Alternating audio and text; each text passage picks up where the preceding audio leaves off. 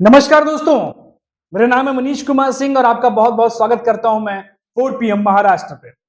दोस्तों, सभी ये कह रहे हैं कि देवेंद्र फडणवीस सीएम रेस में आगे चल रहे हैं और वो सीएम बन सकते हैं।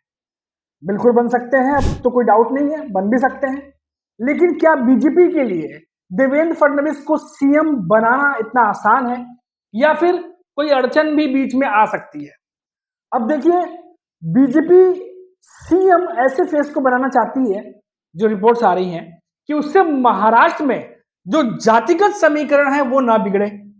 अब एकनाथ शिंदे और अजीत पवार दोनों आते हैं मराठा समुदाय से, और वहीं अगर देवेंद्र फडणवीस की बात करें तो वो ब्राह्मण हैं। और ऐसे में देवेंद्र फडणवीस अगर सीएम बनते हैं तो क्या इससे महाराष्ट्र में कुछ वर्ग में असंतोष की भावना तो नहीं पैदा होगी? अब ये अपने आप में बहुत बड़ा सवाल बनता जा रहा है, क्योंकि जब एकनाथ शिंदे सीएम बने थे उस समय आप देखे होंगे कि कितने सारे जो है उनके कार्यकाल में जो निकला है, इसमें मराठा आरक्षण हुआ, ओबीसी समुदाय के कई प्रोटेस्ट हमें देखने को मिले, काफी चीजें जो है वो घटित हुई हैं। लेकिन महाराष्ट्र में सीएम एकनाथ शिंदे थे, डेप्यूटी सीएम अजीत पवार और देवेंद्र फडणवीस थे। उस दौरान काफी कुछ चीजें चली।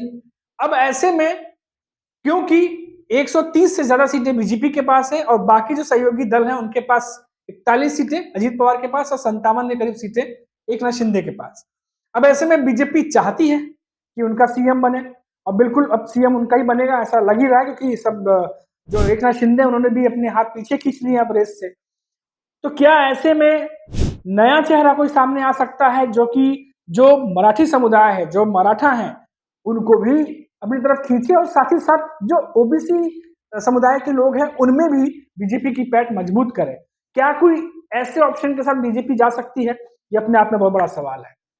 और दूसरा एंगल इसमें दोस्तों देखिए कि एकनाथ शिंदे सीएम के रेस से बाहर तो हो गए, लेकिन अब वो उप मुख्यमंत्री यानी डेप्यूटी सीएम की पोस्ट नहीं लेना चाहते और ना ही वो बनना चाह रहे।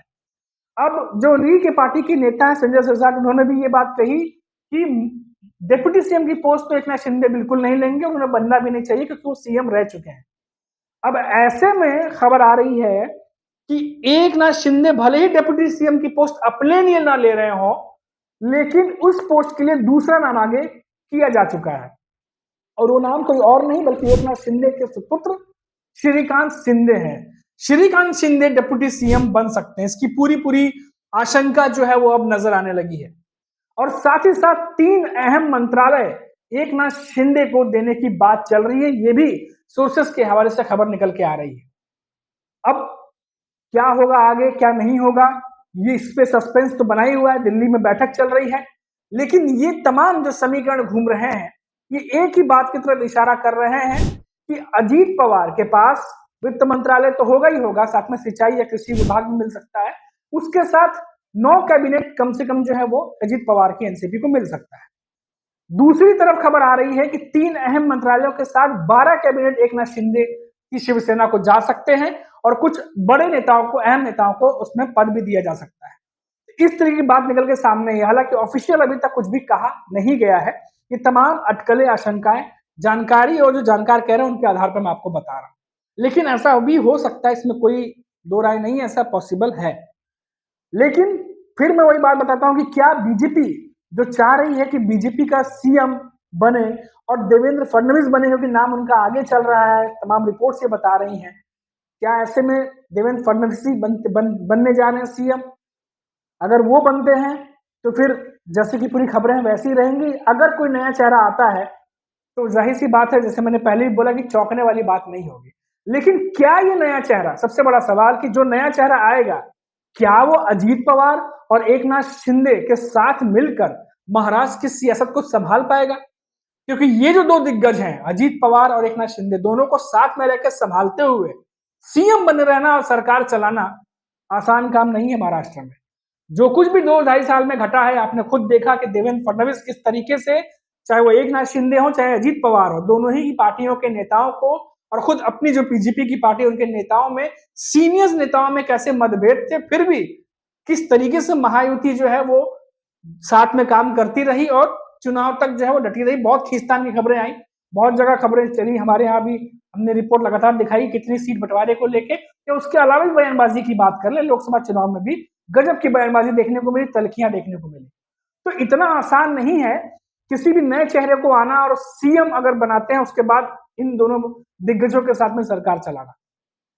तो ऐसे में किस ऑप्शन की तरफ जो है वो बीजेपी बढ़ेगी? आज बैठक है तीनों नेताओं के साथ में, देवेंद्र फडणवीस हैं, एकनाथ शिंदे हैं, अजित पवार हैं और अमित शाह की खास बैठक होने वाली है। और सुनने में आ रहा है कि आज शाम तक, रात तक या कल इस बात की अनाउंसमेंट हो सकती है प्रेस कॉन्फ्रेंस के जरिए। आके नेता ये बता सकते हैं कि आखिर उन्होंने सीएम फेस के लिए किसे चुना है, लेकिन इस पर जो है वो पूरा सस्पेंस बना हुआ है। वहां दूसरी तरफ महायुति के नेता भी एकनाथ शिंदे और मायावती को जो है जबानी हमला करने में चूक नहीं रहे। संजय राउत ने आज बयान दिया और कहा कि पहले डिसीजन होता था कि सीएम कौन बनेगा मुंबई में, जब बाला साहब थे। अटल बिहारी वाजपेयी और लाल कृष्ण आडवाणी के टाइम पर भी महाराष्ट्र में सीएम कौन बनेगा उसके फैसले मुंबई में होते थे। लेकिन एकनाथ शिंदे के जमाने में, वो कह रहे हैं एकनाथ शिंदे के टाइम पर अब फैसले दिल्ली से होने लगे और जो सेंटर में बैठे मिनिस्टर हैं वो तय करने लगे कि महाराष्ट्र में कौन बनेगा कौन नहीं। ये बात संजय राउत जो है एकनाथ शिंदे को निशाने पर लेते हुए और बीजेपी के नेताओं को लेते हुए उन्होंने कह दी।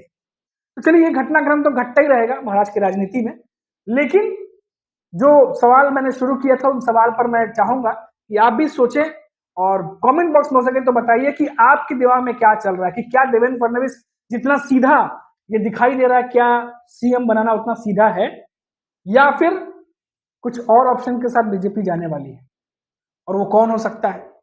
ये सबसे बड़ा सवाल है। अभी के लिए इतना ही, फिर लौटेंगे तो बात करेंगे किसी बड़ी खबर पर। तब तक आप देखते रहिए 4 PM महाराष्ट्र। नमस्कार।